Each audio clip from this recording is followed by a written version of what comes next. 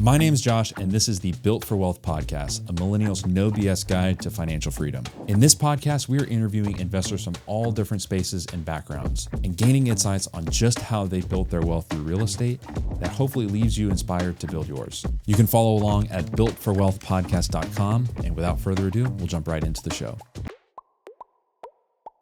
All right, guys, welcome to the Built for Wealth podcast. We've got Kirk Hanson on the podcast today. You are the most controversial realtor in Cabarrus County. Well, I don't know if I like that title or not, but I definitely like being out there. My favorite sign of yours is don't divorce your wife, just get a bigger house. Yeah, why not? You know? Hey, that is great.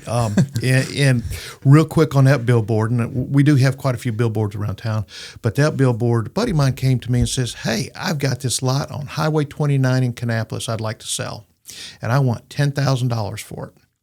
I said, man, who wants that gully and that sign falling down? That is ridiculous. Nobody wants that.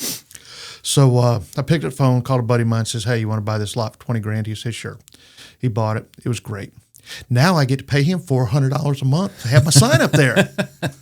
So, and I'm reminded of that every month when I send that check out to lease that billboard. That's awesome. Yeah, it is. We have a lot of fun with that. Yeah. And, you know, I learned early on in this real estate business that, you know, yeah, we sell houses, but we have 1,000 realtors in Cabarrus County, maybe 1,100, and they all sell houses. But what our job is marketing. What can we do to stand out? And so we have billboard campaigns and social media campaigns, and I have a full team behind me that helps me get our name out there. So we're, you know, above everybody else. Yeah. And, you know, my friend Lori Love told me one time, says, not everybody's going to use you as a realtor, but everybody needs to know you're a realtor. Yeah, and exactly. That's excellent advice. And I do more than just realtor. I'm an investor myself. I wholesale, I hotel, which is the basically retailing out of wholesaling. You know that. Mm-hmm. And, you know, I also do land development. I do a lot of mentoring. We have a firm in Concord that has over 30 agents. And breaking news on that, we have bought 2 more offices, a different one in Concord, and then we also have one in Kannapolis coming. Nice. And we're going to be splitting our agents between those 2, and nice. They're really excited about that. Yeah, very cool. So just to give a background, who were you before you started on this like realtor journey? Okay, that's a fun question. So basically, I was in finance business for many years, and I learned that, you know, if you can get somebody financed on something, then you've earned their business and you've shown them a way to obtain a product without, you know, coming up with money. Mm-hmm. So I built my entire life and income on helping people buy stuff with no money down. I did that when I was in high school. I was working at Firestone, 559 Church Street, Concord, and learned real quick if I got a Firestone credit card in somebody's hand, they would repair whatever they needed, put new wheels on their car. They'd do all kinds of stuff. Yeah. So that kind of clicked with me. So then I got in the car business and learned that, you know, it's all about the payment and, you know, buying a car with no money down, and I was really good in that. And then 1998 came around, and I decided I wanted to be a race car driver. So I was a full-time race car driver in 98. Nice. National champion, all that stuff. We had a lot of fun doing that. Yeah. It was a blast. My wife was a crew chief, and we raced like 110 races in 10 months all over the country. Just had a good time doing it. Yeah. So then that's done, and I need to go back to the finance business. So I do that, and basically I went to work at a local car dealership, and about the 3rd month there getting my paycheck, they start MFing me saying I'm making too much money and I have to slow down. I can't sell as many cars because it's making the rest of the people look bad, and I'm making more money than the general manager. Wow. Yeah, go figure. So Scott Byrne and I, his wife runs Byrne's Property Realtor, Tina Byrne, good people. Scott and I go to lunch that day to Los Arcos, and we pick up a Homes and Land magazine as we're waiting to be seated, and we're eating our Mexican, and says, "Hey, let's get in real estate." I said, "Why not?" So I circled 3 houses in there and bought 3 houses with every dime I had to my name, and then I realized I didn't have any more money, but I wanted to keep going. So then I met a mortgage person who said, "Hey, you don't need money to buy real estate." So then in the next 18 months, my wife and I bought over 30 houses. Wow. So we did rentals and flips, and we did it with our good friend Cecil Medlin, who he was my mentor when I got into real estate. Yeah. So then we're sitting here holding on, 35 plus homes and collecting rent and doing repairs and so forth. And my wife was asked to help Cecil Medlin come in and manage my properties and his properties. So she did that, and then she was told, "Hey, you're doing too much. You need to go get your real estate license."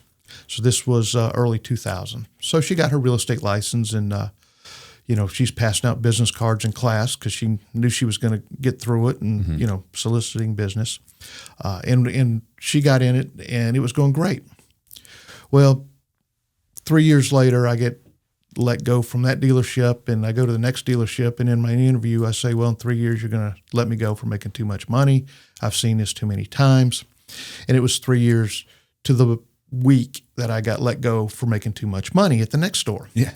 So I'm looking for my next dealership opportunity, and my wife says, "Oh, no, you're not." Says, "It's time for you to get your real estate license and come in here, and you get to do real estate full time." I'm like, "Well, I've never done it before, but let's give it a shot." And that was about 2004. Yeah. 2003, 2004, I guess.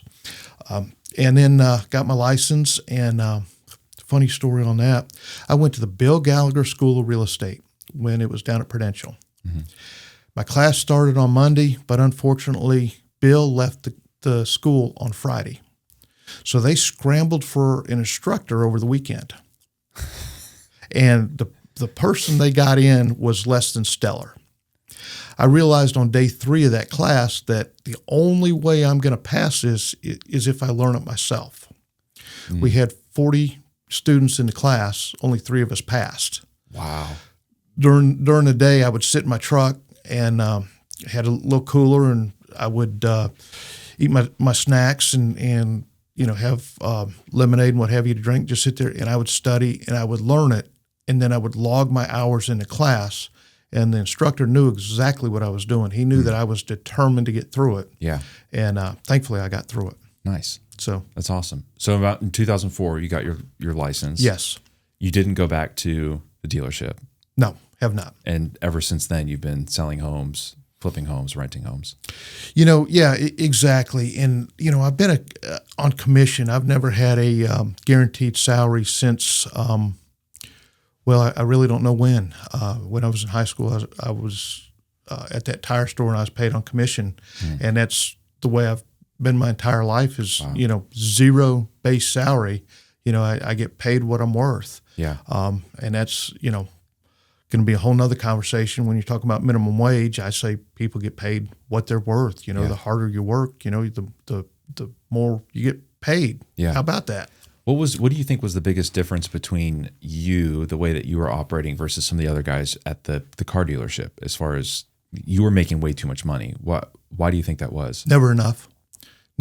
I always want to be the best. I always want to be on top of it, which, with my racing background, that has a lot to do with it. Second place really sucks. Yeah. So, I've always wanted to really get out there and be the best.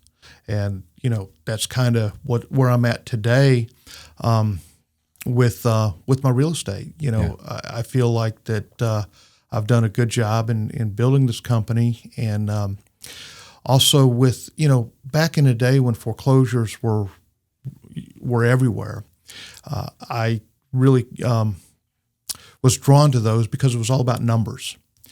And, if there was if you can make money with it, we were selling it. We were flipping it. I actually attracted investors all over the world that spend money with me in Cabarrus County.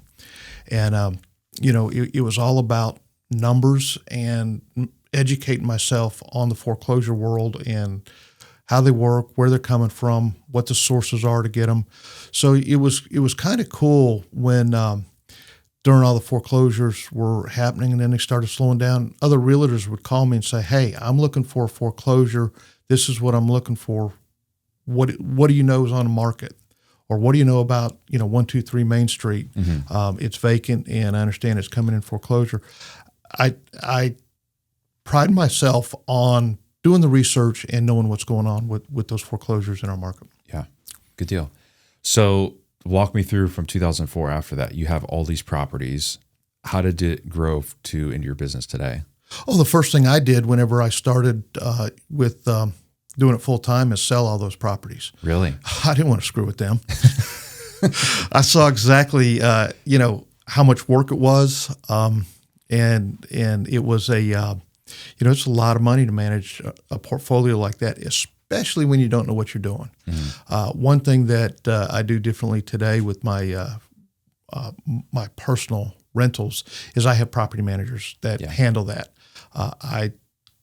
Not built for it. I don't need a phone call on a Saturday afternoon saying my light bulb's out or my neighbor's parked on my parking spot. So that's the first thing I did is got out of those. Yeah. And then went back in and methodically purchased some homes again that were more lucrative and better fit what we're looking for. Yeah. So, and then we had an opportunity to purchase a building on Cabarrus Avenue, the small one that we were in.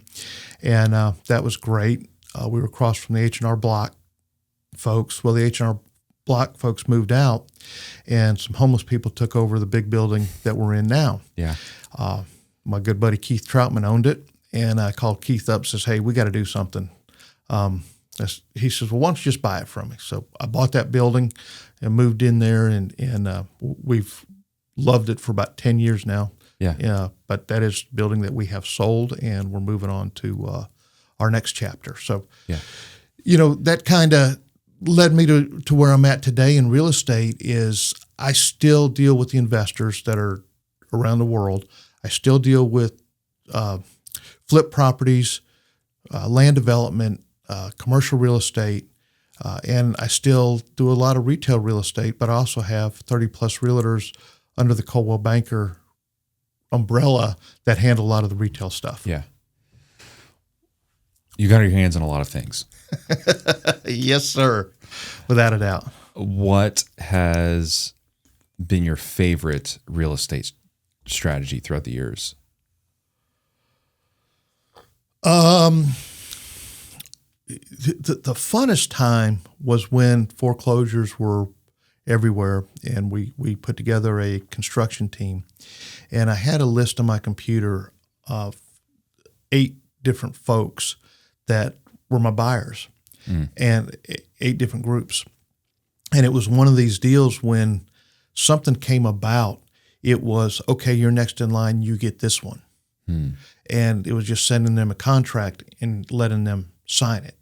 It was not, I didn't have to go to folks and say, "Hey, do you want it?" It was, here's the next opportunity. You're next in line. Wow. Sign here. How would you put those deals together? Well, I mean, you just look at them on the MLS and everything. Most everything I do was off the MLS because you can look at it. And when you have the roughest house on the street, and it's selling for 1/3 of what ARV is, then that's the ones you go after. Yeah. You pick it up and you flip it and told a guy one time, he says, "Well, what do you think about the bathroom and what do you think about the bedroom colors and what do you think about this?" And my comment was, "Well, if you look at them too close, you're not going to buy anything." So we had a system where we were buying these houses, flipping them, and I wouldn't see the house until we sent the professional photographer in there to look at it. Then I would see the finished product. Wow. We had a good team put together with the construction rehab manager and the construction crews. They had pretty much free reign.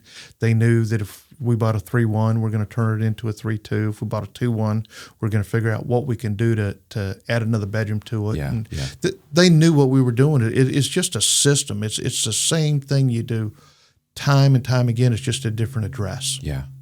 So the buyers that you had on your computer, they were flippers that were just waiting for the right opportunity, and you were brokering those deals, bringing it to them. Correct. And then you would list it on the back end also. You better believe it. And then my construction crew would rehab it, and then we charged for the rehab and all that. And it's one of those things that we have going right now with this NAR and our real estate commission. Is we weren't transparent. I'm very transparent when it comes to that.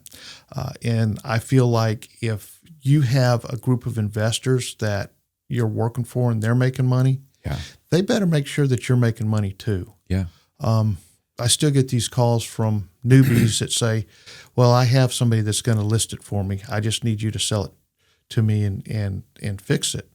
Well, they're probably not going to get my attention because I need somebody to take care of me on the back end. Yeah. And my folks, they paid me well to do that because they're making money.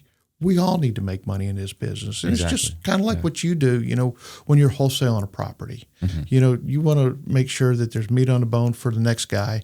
You want to do it right. You want to make sure that you're not doing anything half. You're doing the repairs correctly, right? Giving somebody a nice home and not overcharging them. Yeah. Was that just a unique window in time where you were able to implement that strategy, where you had your buyers lined up, the inventory was there, the construction crews? How long were you able to sustain that? I'm still doing it today. Okay. My buyers list is a little bit shorter, but I'm doing a lot more myself. My buyers are still out there. They still want the properties, but as you know, the prices on the distressed real estate is still up. Yeah. So it's the margins aren't there like they used to be. So I am doing a lot of retail real estate as well these days, helping friends purchase stuff and purchase properties, sell their homes and help them do investments. But it all comes down to numbers. I'm a numbers guy, and I love looking at the numbers. I do too. I love a good spreadsheet. Yes, sir, without a doubt.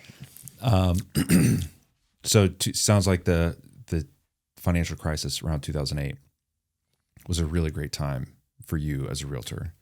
You're able to take a not favorable market condition and turn it into something where it was a good business for you. How much did that set you up for success in years to come?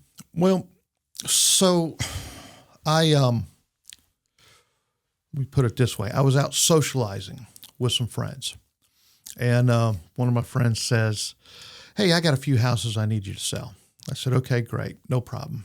Get with me during business hours. I'm out socializing, so to say." So there too goes by. He says, "Okay, I need you to list these 50 homes." I said, "Oh, okay." So I listed 50 homes for him, and priced anywhere from $15,000 to $100,000 was a price range, and we marketed the heck out of them. We marketed them on, of course, social media, but Craigslist and so forth, and that's how my investors started finding me. And then I went on BiggerPockets, and that's really launched my real estate career. Was a combination between listing those 50 homes, those 50 cheap homes, going on BiggerPockets and just learning the marketing end of it. Yeah. And that kind of set me up to get going. And that's where I picked up quite a few of those clients around the world, was from that marketing and from the BiggerPockets and from the Craigslist, because I said, hey, that's what we want to do. In fact, the guy that gave me those 50 listings, we're still really good friends. Spoke with them yesterday. Yeah. And things are going really well. And, we were also this gentleman and I were socializing at a local restaurant one night, and we ate, and it was, had a good meal, and we just didn't have enough Miller Lights, so we went to the bar. Not enough socializing. Not enough socializing, yeah. So we go to the bar on the way out while we're waiting on our families to, get their stuff together and go, and this young Asian kid is there, looked worried to death. And I talked to people, and I just started talking to him. And then he goes behind the bar and gets us another beer and tells us that he just bought that place that day, and he didn't know what he was going to do to pay for it. He was out of money, took every dime he had buying this restaurant. I said, "Oh, great. Let me show you how to buy some real estate." He looked at me like I had 3 heads. I said, "Dude, you don't need money to buy real estate. Let me show you." So within a month, he bought his first flip home. He then, we ended up doing about a half a dozen flips, and every now and again, he would keep a house that he'd put his employees in. So within a year, he probably bought, I would say, 15 homes, flipped and so forth. And then he says, "I'm tired of this. I want to do something bigger." I said, "Okay, let's do a shopping center." He says, "I don't have any money." I said, "Okay, great. Let's go buy a shopping center with no money." So he bought 4 local shopping centers with very little out of pocket. And now he sends me pictures when he buys a new Lamborghini or a new toy or oh my gosh, new Porsche, or a new watch. Good Lord, I didn't know you could spend $200,000 on a watch. But he, crazy, set him up for success, and it's all from buying real estate with no money down. You couldn't take the own principles that you taught? I mean, I don't see you wearing $200,000 watches. No, heck no. I got one piece of jewelry, and that's it. And that's that little gold ring around my finger. Where's your Lamborghinis? It is in, right now, it is in motorcycles, Harleys, a few race cars, RVs, land, real estate, beach houses, lake house, boats, and in the stock market, and, spread around. Yeah, spread around. Yes. Not on your wrists. Not on my wrist, and I'm not a flashy guy. I mean, you see me in the red, white, and blue suits, and, you see me on the billboards, and you see me when I'm out, but I'm really not a flashy guy. Yeah, in some ways. In some ways. That's right. That's right. The billboards are great. I want you to tell me how you got that billboard on Lake Lynn, because I pass it all the time. Okay. Whenever I saw your face on it, I was like, that rascal, he got it. Well, actually, I had signed a deal to do 3 Lake Lynn billboards, but 2 of them got stolen before I got my signs up. Oh, no. They got stolen in the middle of the night. It was really crazy, and the family was absolutely pissed because, that Lake Lynn Lodge was a part of this community for a long time. Yeah. What a lot of people don't realize is that, Cabarrus County hasn't always been Cabarrus County as we know it. It used to be you could not buy a drink at any restaurant. You had to take your bottle of liquor or your beer, take it to a restaurant, put it in a locker, and pay them to bring you a drink. And that's what Lake Lynn Lodge was. Wow. Is you'd go out there and, drink your liquor that you had sent out there. And Frankie built a really good business with that. And when he sold it and got out, the billboards were there. And, that's my neck of the woods where I live out towards Mount Pleasant. And I decided I was going to do a billboard campaign, and we negotiated on them. And like I said, the other 2, Hegler Road and 49 got stolen, and the one on 73 in Richfield got stolen as well. But I was able to talk to the family and say, "Look, you've got this sign sitting here, not making you any money. Lake Lynn is out of business. Let me just lease it from you." Mm-hmm. And we did that. And then we did there's one at the bottom of the hill there. Mm-hmm. Used to have the bra sign on it. Yeah. And, for years I was talking to those people saying, "Hey, that is great. How much money are you making selling these bras?" And it was a good business for them for a while. Yeah. And then eventually they said, you know what? We're not making enough money off the bras. We can make more money leasing the billboard. Yeah. I said, fantastic. Let's do a 5-year deal with a 5-year renewal on it. And we got that billboard, and that's the billboard that says #1 realtor in the region, according to my grandkids. Yeah. Only my grandkids were asked. Yeah. Which I have 9 of them, love them to death. Great grand is on the way. So we're riding down the road when that sign goes up, and Miss Megan, probably about 13, is sitting in my truck. She puts her hands on her hip, turns to me and says, Papa, how come I wasn't asked? I said, well, Megan, who would you have chosen?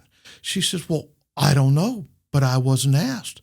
Maybe I would have chosen Nana. You know, who knows? But now it's quite the family business. My wife, Cindy, is in the business with me. My daughter, Jessica, is in the business with me. My son, Mac, is in the business. And also my grandson, TJ. Nice. So I think if we go back to those 9 grandchildren and ask again, I may not be the most popular realtor. So it's time to change for 5 years. It's stuck. Yeah. Yeah. Resurvey it at the end of those 5 years. So we got that one. We've got the Lakeland sign on both sides, and we've got one more at 73 and 49 that just fell down, and we're in the process of rebuilding that one. Yeah. And we've got a real fun sign, real fun billboard going up for that one that, well, you know what? I'll just go ahead and put it out there so you can have, so you know what's coming. Okay. This sign's going to be a little bit controversial. Shocker. Yeah, shocker coming from me. The sign says, hey, please buy a house for me. I'm not built for OnlyFans. And it's going to have my mugshot up there and Coldwell Banker and all that. So that's great. Hopefully that gets a little bit of traction. That's great. As quick as we can get that one rebuilt, that one's going to be out there. And so fun stuff. What? I dig it. You're speechless. I'm sorry. Speechless. I'm speechless. My goodness. Okay. What's been your favorite deal that you've done throughout the years? Could be listing, could be investment, land deal, whatever. Now I'm speechless. I don't know that I have a favorite deal. Okay. I have so many deals that I know that early on, one of the properties I purchased was on Beach Street in Concord. And it was in the MLS, and it was one of the first ones that Cindy and I flipped. And we go to closing, and I'm not sure if we paid list price for it or exactly what we paid, but we walked out of closing. Now, keep in mind, we bought the house, but we left closing with the check for about $30,000. And the family, it was an estate sale, walked away with just less than $1,000 each. And they looked at me and got mad. And they said, how is it you walk away from a property with $30,000 in your pocket and we walk away with pennies? And I said, well, we borrowed 100% of purchase price plus the rehab. So it's one thing that I've used, this philosophy in my real estate career is OPM, other people's money. And that's where we were. At that time, we used the bank's money. And we've always been about using other people's money to make money in this real estate business. Yeah. So that was a really good memory that I have in a business, in a deal that I probably won't forget. And I've had some that have been a whole lot more lucrative, but it was kind of... Tell me your best, your favorite, most profitable deal. No. Okay. It's we've had several that were, buy a house, get a house free. I've got one that I bought when foreclosures were going on strong. This is another fun one. It's in the MLS. Nancy Braun had it listed for $1,500. Real estate commission was $1,250. I said, really? So I called up Nancy, who was listing lots of foreclosures at the time, and got her assistant, said, yeah, hey, I'm interested in buying this. Is it really this price? He says, oh, yeah. I said, okay. So I put an offer in, $1,550, going over list price. I didn't want to, undercut anybody. And commission was $1,250. And I sent it to my attorney. I've got a really good attorney that helps me with this stuff. And we're going back and forth trying to get it closed. Attorney calls me and says, hey, there's a house on this property. Do you want it? And I said, what do I have to pay for it? He says, you have to pay the past due taxes. I said, no, I don't want it. So I said, I'll just take, the lot or whatever I was supposed to pay for on Sunderland Avenue. That's all I want. Yeah. He says, okay. So we do the deal. We go to closing, and I had to, my total out of pocket was like $740 for this property after commission and attorney fees and so forth. Yeah. And so closing happens. He says, oh, by the way, they gave you the house too. I said, sweet. So, go home and I still haven't seen the property. I know where Sunderland Avenue is. Yeah. Everybody in Concord knows where Sunderland is. And I get a phone call from Mr. Bradley Cohen. And Bradley says, hey, I got a guy that has $20,000 to buy a property. What have you got? I can't find anything for him. I said, oh, go down and check out this property on Sunderland. It's a great deal. They look at it, and Bradley didn't go. He sent his client, who's a friend of mine today, and says, great, we'll take it. I said, all right. So fantastic. So sold it for $20,000. I've never seen the property. I have been up Sunderland many times. I know the address. I keep looking for it. You've never seen I it. can't find it. So that's a neat one. Yeah. And it was pretty lucrative to, and that's just, being an astute realtor, looking at on MLS of what's out there and, paying attention to the properties that come across the MLS and when they're a good buy. Yeah. Have you had any that were total dogs that you've lost money on? We did one recently, a flip with attorney group that I do business with. And when we walked away, I had to cut my brokerage fee about $900. And they said, great, by doing that, we made $300 on a deal. So Wow. that was the toughest one to date that we have, which is, hey, it's still in the black. Yeah. They're all not going to be home runs. Yeah. I've got another attorney group that says, hey, we're not looking for home runs. We're looking for singles. If we hit quite a few singles, we're good with that. Yeah. So I work really hard to make certain that folks aren't losing money when they're doing investments. And sometimes we make mistakes. Sometimes you buy a property and then you got to go get access to it. 680 St. Stephen's Church Road was a nice foreclosures that I picked up that, hey, that's why we're here, is because we were talking about that property. Yeah. So I buy the property, which is a partition sale, and then I find out there's no access to it. Oh, no. Yeah, it's you got to drive across somebody else's property to get to it, and that's always fun. So then I had to contact the property owner and purchase an easement, which they didn't kill me on it. They didn't hold me hostage on it, but I had to pay $5,000 to access the property, and you'll have stuff like that. Yeah. Another really fun one, I was actually riding with one of my new agents yesterday, and we were riding down Highway 73 West, and I pulled over and I said, look at this property. Looks pretty good, doesn't it? He said, yeah. I said, well, a buddy of mine that owns a restaurant bought this lot, and he called me up and says, hey, let's buy this lot. I got some money I need to park. So bought the lot for $100,000, commercial property. And we're sitting at the closing table, and we're signed everything. And then the seller slides us keys and says, here, be careful when you turn the water on, the refrigerator leaks. And my client looked at me like I had three heads. He gave me that puzzled look. What do you mean water leaks? I said, okay, yeah, we'll take care of that, no problem. So we immediately jump out of the closing and run down there, and we found a house on the property. We had no idea there was a Wow. house there. Yeah. And it was a nice little house. Yeah. So he fixed it up and he took this vacant lot that eventually he's going to build something on. And, now he's collecting some decent rent. So Nice. that was another neat story. It was Yeah. like, hey, here's keys. There's a house there. Yeah. And I would have thought that maybe that realtor should have marketed it a little differently for the price point he was at, in the income potential from the house. Yeah. But no, they left money on the table with that. Wow.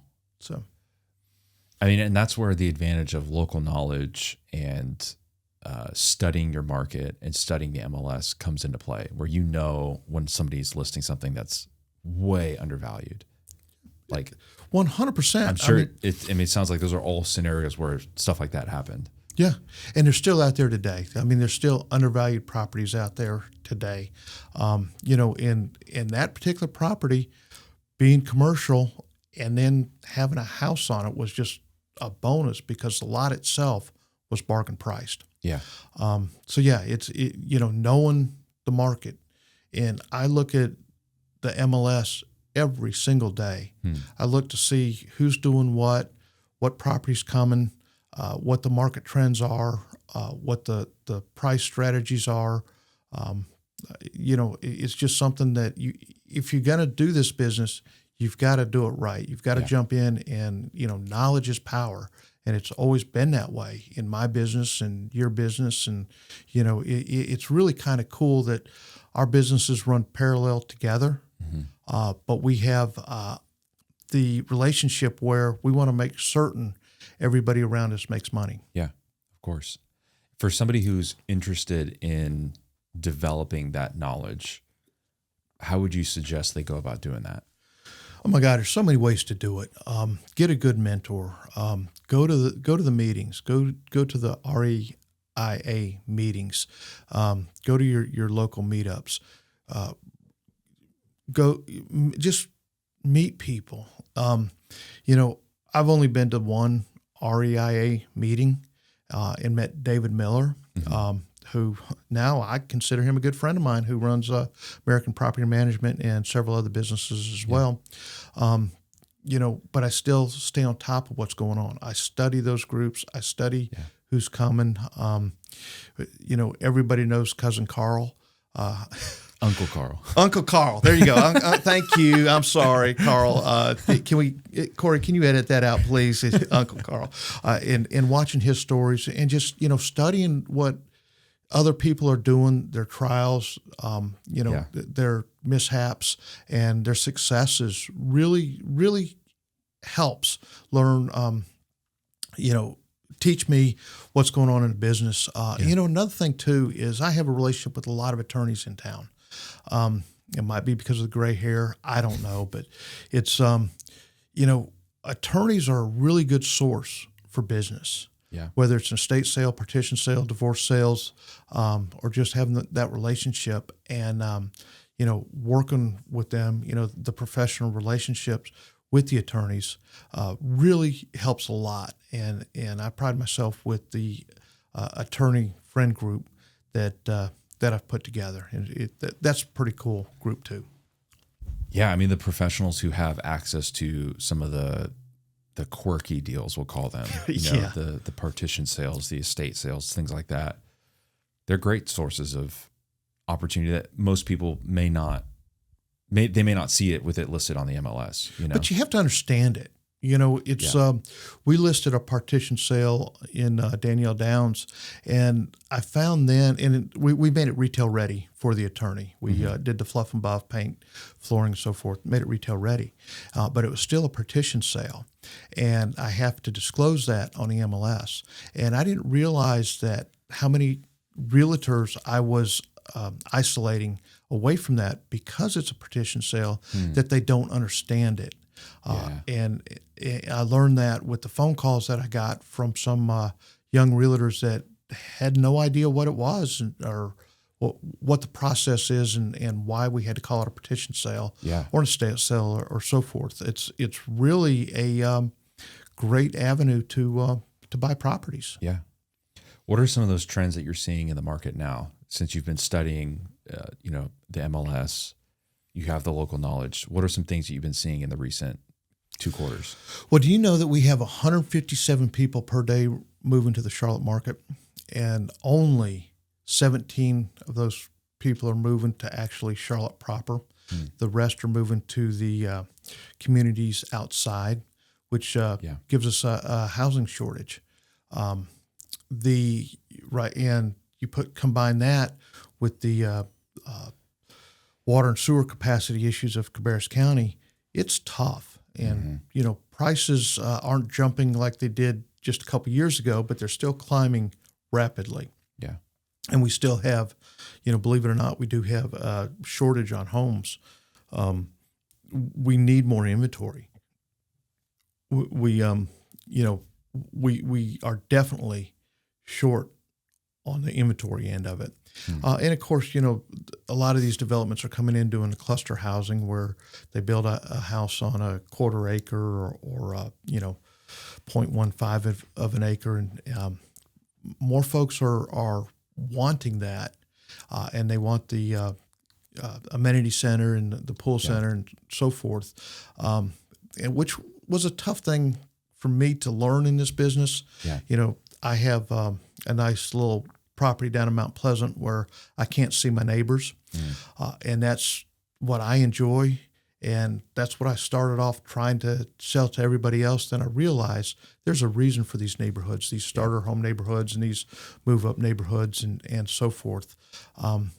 That's what a lot of these folks want these days is not spending, 8 hours a week cutting grass. They want to spend, 15 minutes or $40 and having a yard cut and not have to deal with outside maintenance and, let somebody else do it. So I'm seeing a lot of that. A lot of these neighborhoods are popping up, and I think we're getting a handle on the sewer capacity in Cabarrus County, and I think we're going to see some growth coming, some controlled growth coming to this market In the next couple of years. Yes, in the next couple of years. Oh yeah. It's those things don't happen overnight. No. Would you consider yourself? How would you classify your level of risk tolerance? That is probably something else we don't need to put on a podcast. If you recall, I do have a little bit of risk in my background with, I do ride motorcycles and do drive race cars and do drive fast boats. And I do drive big trucks just simply because of my risk tolerance level. That last time I drove a Corvette, I went from Kannapolis to Concord, and I was running about 140 miles an hour. Gosh. And I was just enjoying it going down Highway 29. And then when I got back, I was just shaking, thinking, you know what? I do not need to drive a Corvette, because that's what I enjoy doing, is just seeing how fast I can go. Yeah. And that was the last time I drove a Corvette. That was somewhere around 2000. I do remember it well, because that was a fun trip.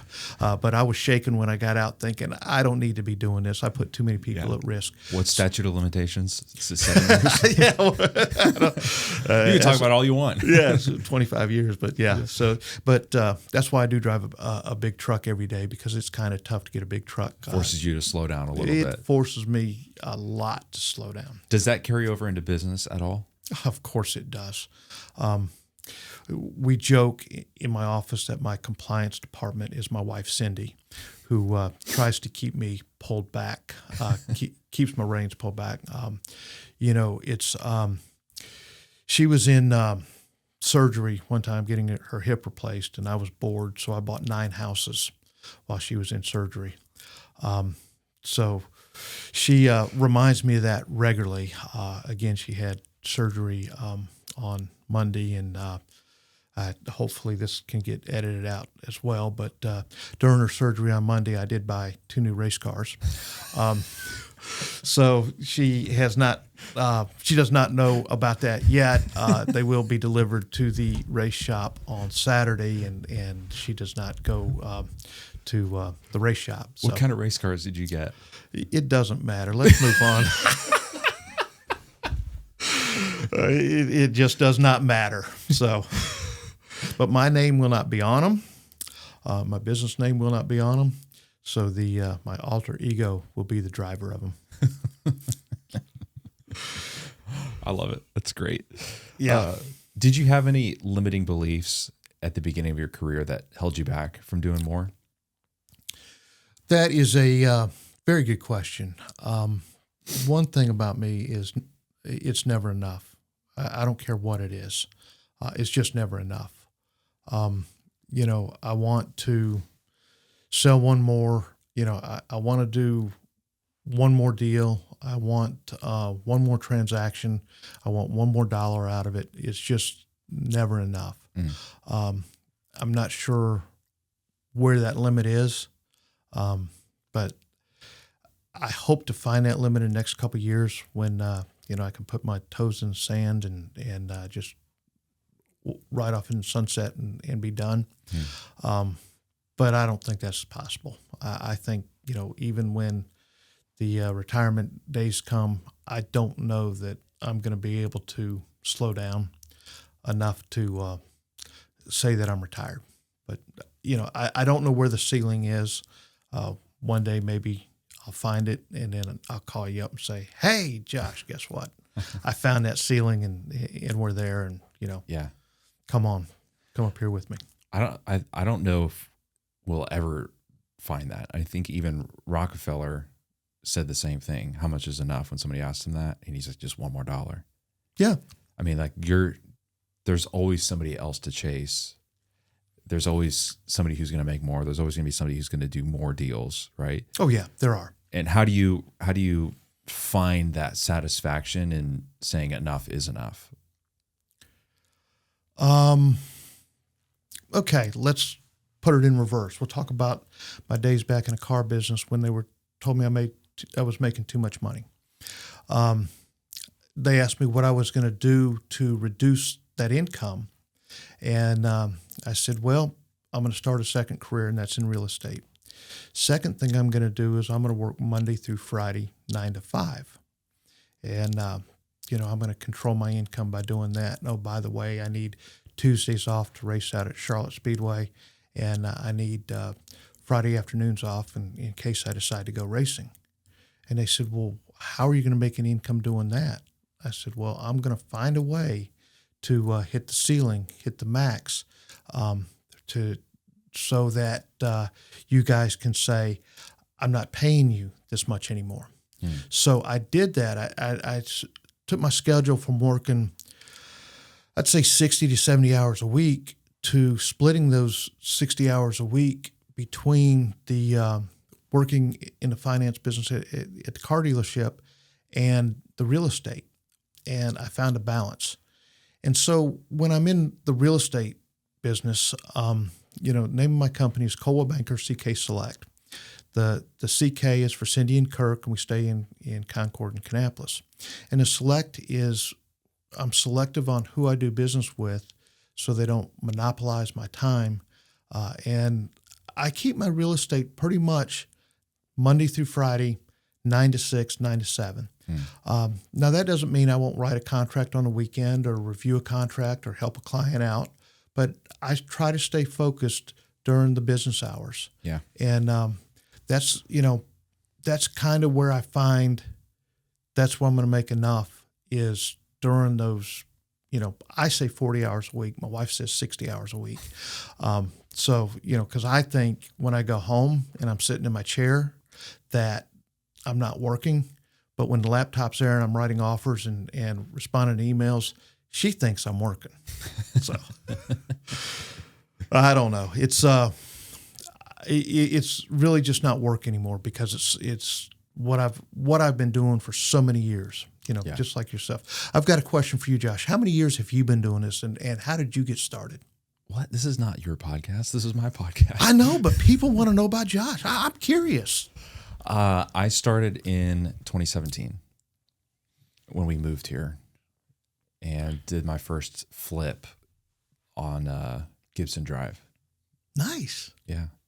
And then ever since then, it's been growing. So was that 8 years? Yeah. Wow. Yeah.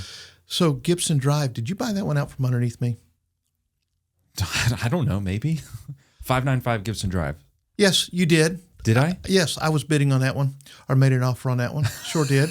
Thanks, Josh. Appreciate that. I felt like this was like a loaded question, like a pre-planned question.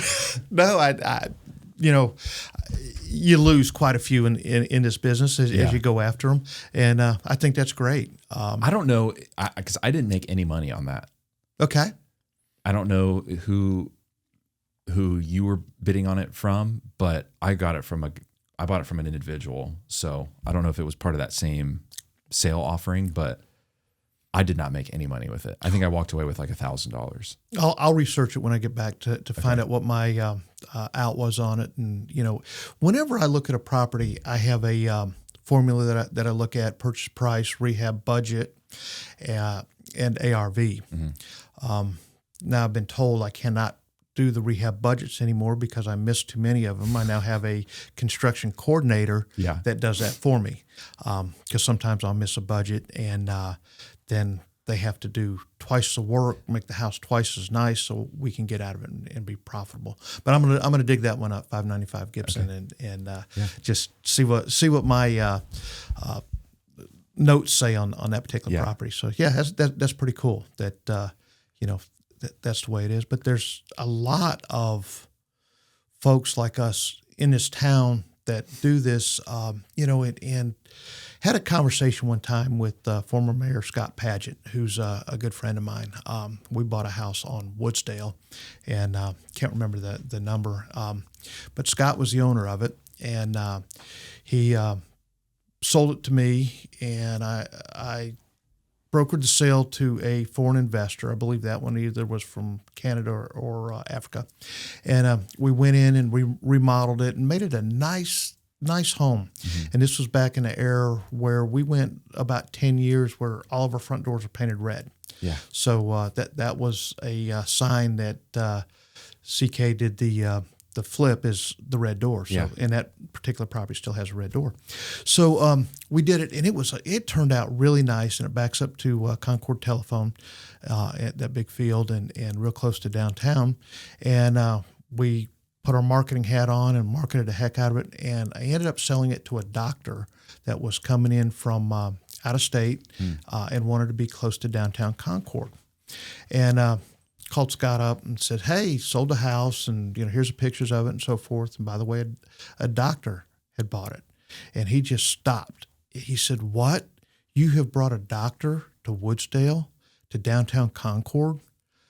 I can't believe it. This is the first doctor ever to live on Woodsdale Street and be in that neighborhood." Wow. He says, "You have really done a good job for our community. And I really appreciate how you take these homes that are in disrepair and make them nice and, attract higher end folks to them." And I took that as a huge compliment. Yeah. And that's the same thing you do. I do it. Quite a few of us in town do. Is we take these dilapidated houses that are an eyesore, and we turn them into a positive tax base for the county or for the city, and we make them a nice property. Yeah. So that was pretty cool. Then I did have an agent call me about that same time, and he was really ugly and upset with me, and just going on and on and on, fussing at me. And I said, "Man, why are you fussing at me? This is just, this is what I do." He says, "Well, you sell your houses for too much. Or you flip houses. You put them on the market for above market value, and you list them for much more money than anybody else in town, and you're selling them for that." I said, "Okay, I'm going to take that as a compliment." I'll be glad to mentor you and show you how I do it if you'll just, come in here and I'll show you how nice we make these homes.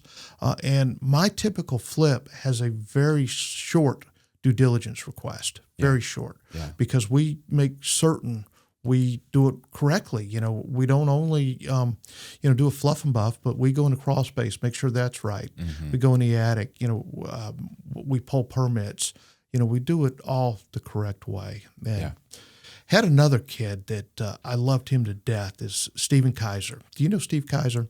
Mm-hmm. He his dad worked for me for a short time, and Stephen, young kid right out of high school, was getting his real estate license, and his dad says, well, I'm not going to work for you anymore. I got other stuff to do, but my son Steve is going to come in here and help you. I said, great. So Steve came in, started answering phones for me right out of high school, and started writing contracts for me, and he was a freaking sponge. He would go to the REI meetings that I told him to. He met everybody in the flipping business and the wholesaling business, and introduced him to David O'Brien.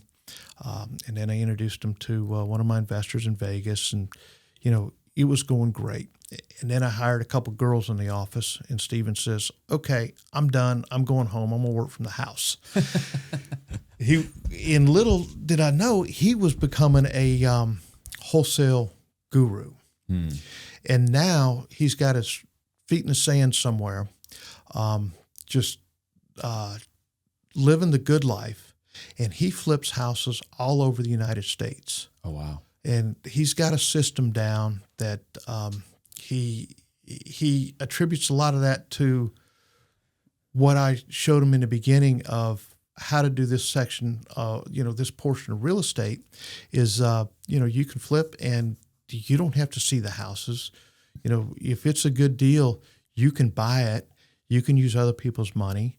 Of course, he's got plenty of his own now, and he's doing a great job. He still does a few in Cabarrus County, and Coldwell Banker CK Select lists them for him. Nice. As his way of paying back. But he also uses realtors all over United States that flips the houses, and he's built a great portfolio by doing this. Yeah. And, just gets the mailbox money, which is, as everybody knows in this business what mailbox money is, it's very nice to have that. Yeah. Okay. So thinking back on your career, where you started, how has real estate changed your life? When I was in the car business and in the finance business, I knew what my income was going to be, even though it was 100% commission. I knew how hard I was going to work because I knew where that ceiling was. I knew that, hey, this is where I needed to be. And although I worked my ass off, I considered that more as of easy money. Mm-hmm. Now, fast forward to where we're at today, and even right when I got into real estate, I found out that I work harder for my money. So the first thing I did is I sold the race cars because I was like, oh, no, we can't have that. Yeah. Because that was just a waste. And it's taught me that, yes, you have to work hard you got to work very hard for your income, but it's also very rewarding in helping folks and having the stories like attorney David O'Brien that came to me not knowing how he's going to pay his office rent to see where he's at today, getting mailbox money and living in West Palm Beach, Florida. And, the Stephen Kaiser, who in the hell knows where he lives.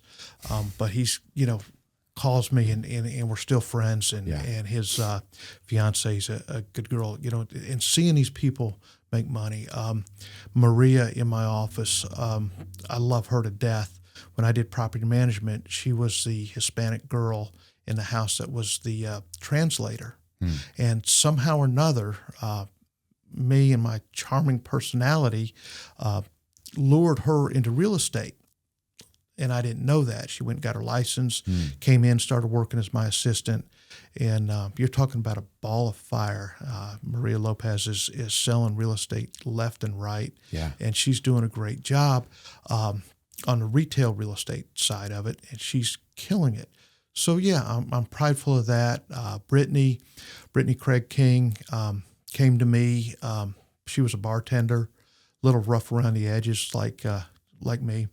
And she came to me and says, I got my real estate license. Do you mind if I hang it here? And I said, okay, come on, let's go. I'll give anybody a shot. And she was one of the girls that came in the office with the gift of gab that kind of ran Steven off, says, okay, I'm going home. Brittany is a ball of fire, and she was Realtor of the Year 2 years in a row. She has built one heck of a real estate career, and she was renting a home when she came to me, and now she owns multiple homes.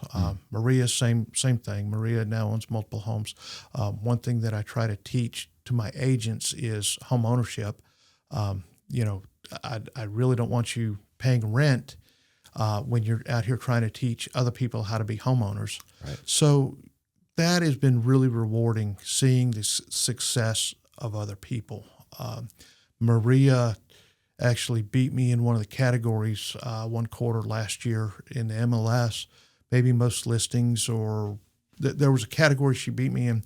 And I always thought about how I was going to feel when I saw that, when one of my own outsells me or makes more than I do.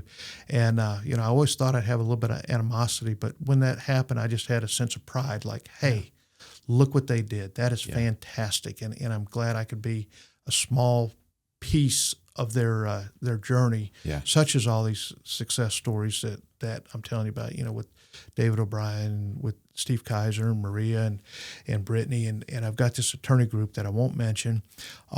They started this business with a small investment of $40,000 each, bought a little trailer down on Lemming, and we flipped it, and we made money, and now their portfolio is up well over $1 million. They have multiple flips, and they do a great job taking care of me. They take me to a conference each year. It's usually at a nice suite, all expenses paid, Nice. high-end type deal. Yeah. And it's pretty cool to see that, I've been able to help these folks make money in real estate. And it's equally as rewarding as taking young girl that works at Walmart, graduated high school 2 years ago, bought her first home this year with no money down, showing those folks how to do that. And that was a deal that my grandson TJ did. One of his first deals was helping this young girl Nice. buy a house with no money down. And all that is rewarding. Seeing success of other people really motivates me and really gives me a satisfaction, feeling to help somebody else. Good deal. Before we close out, how can people get in touch with you? Oh, I'm easy to find. KirkHanson.com. Email Kirk at Kirk Hanson. Just Google Kirk Hanson and just look for the good stuff. Look for the good stuff. Yeah. And there's, I'll definitely be on a billboard in your town real soon. We are looking for billboards. And, if you know of a billboard that is dilapidated or fallen down and, my rehab crew can put it back up, we'll do that, pay you a finder's fee, and put my mugshot on another billboard. It's awesome. Well, appreciate you coming out. It was a good time.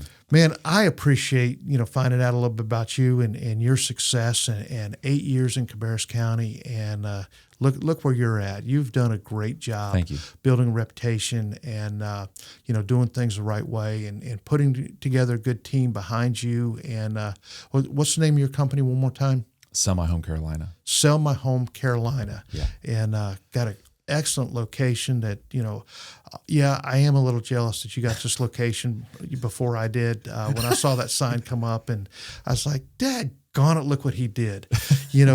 So although we, are competitors, I still watch what you're doing on social media. Your videos are awesome. Your podcasts are incredible. I really enjoy watching the journey of Josh Fort. Well, thank you. Appreciate it. Great. Thanks for having me today. Yeah, it's a good time. That's all we've got for today's show. If you loved the content, please leave us a rating and review. It really helps us grow. If you want to follow along my journey as a real estate investor, you can go to builtforwealthpodcast.com and you'll find all of my social links there. Thanks for listening.